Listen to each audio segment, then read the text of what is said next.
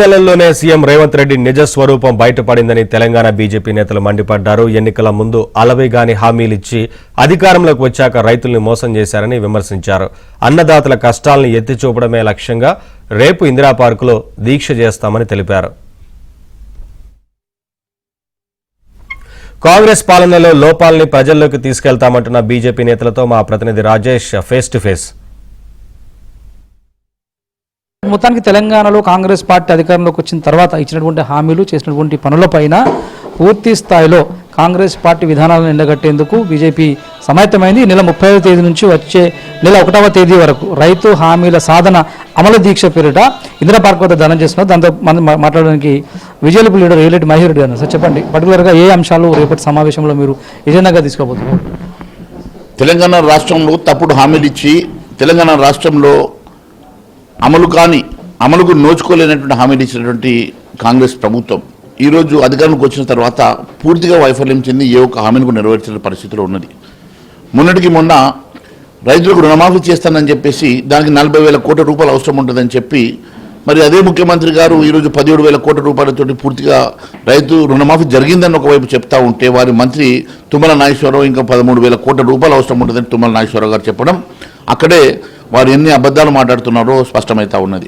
నేను ఒకటే అడుగుతా ఉన్నాను, గత ప్రభుత్వంలో 19,000 కోట్ల రూపాయలతోటి 1,00,000 రూపాయల రుణమాఫీ చేయలేని పరిస్థితిలో ఉన్నప్పుడు 2 లక్షల రుణమాఫీ మరి ఈ 17,000 కోట్ల రూపాయలతో ఏ రకంగా పూర్తి చేస్తారో మరి ముఖ్యమంత్రి గారు రాష్ట్ర ప్రజానీకానికి చెప్పాల్సిన అవసరం ఉంది. రైతు బంధు ఇప్పటివరకు వేయలేదు. ఖరీఫ్ సీజన్ అయిపోయింది. రైతు బంధు 10,000 కాదు 15,000 ఇస్తామని చెప్పారు.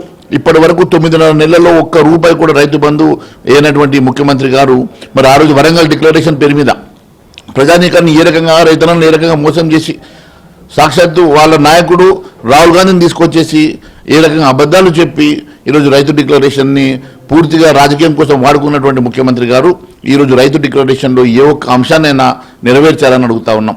గత 10 ఏళ్ల బీఆర్ఎస్ పీరియడ్లో ఉన్నటువంటి వ్యత్యాసం ఏంది? ఈ 8 నెలల పీరియడ్లో మీరు గమనిస్తున్నటువంటి వ్యత్యాసం? కేసీఆర్ నిజస్వరూపం అర్థం కావడానికి 6 ఏళ్ళు పట్టింది, కానీ రేవంత్ రెడ్డి నిజస్వరూపం అర్థం కావడానికి 6 నెలలు పట్టింది. ఇవాళ హామీలు ఇచ్చింది రేవంత్ రెడ్డి, కాంగ్రెస్ పార్టీ, ఈ ప్రభుత్వం హామీలు ఇచ్చింది. రేపు భారతీయ జనతా పార్టీ ఎమ్మెల్యేలుగా ఎంపీలుగా దీక్ష చేయబోతున్నాం. మీరు చెప్పిన 40 లక్షల మంది రైతాంగానికి 34,000 కోట్ల రూపాయల రుణమాఫీని ఏకకాలంలో చేస్తా అని చెప్పిండ్రు. చాలా సందర్భాల్లో చాలా మీటింగ్లలో మీరు చెప్పిన మాట ఏంటంటే, రైతులారా మీరు ఏమైనా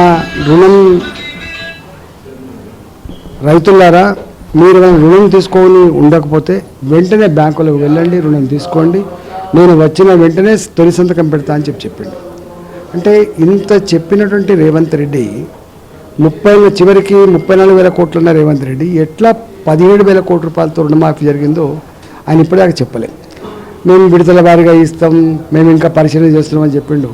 ఇప్పటి వరకు ఎక్కడ వేసిన గొంగుడికి అక్కడే ఉంది. కాబట్టి తెలంగాణ పల్లెల్లో రైతాంగం అంతా కూడా ఆందోళన చెందుతూ ఉంది. కాబట్టి రేపు భారతీయ జనతా పార్టీ శాసనసభ్యులుగా, పార్లమెంట్ సభ్యులుగా రేపు దీక్ష చేయబోతున్నాం. కాబట్టి తెలంగాణ వ్యాప్తంగా ఏ రైతాంగానికైతే రుణమాఫీ కాలేదో, ఏ రైతులైతే మా పార్టీ నాయకులు పోయినప్పుడు మాకు రుణం రాలేదని చెప్పి దరఖాస్తులు ఇచ్చిండ్రో, ఏ రైతులైతే మాకు ఫోన్ చేస్తారో మీరందరూ కూడా రేపు 24 అవర్స్, రేపు 11 గంటల మొదలుపెట్టి ఎల్లుండి 11 గంటల వరకు జరిగినటువంటి దీక్షలో పాల్గొనవలసింది విజ్ఞప్తి చేస్తున్నా. ఒకటి, రేపటి సభను విజయవంతం చేయబోతున్నాం.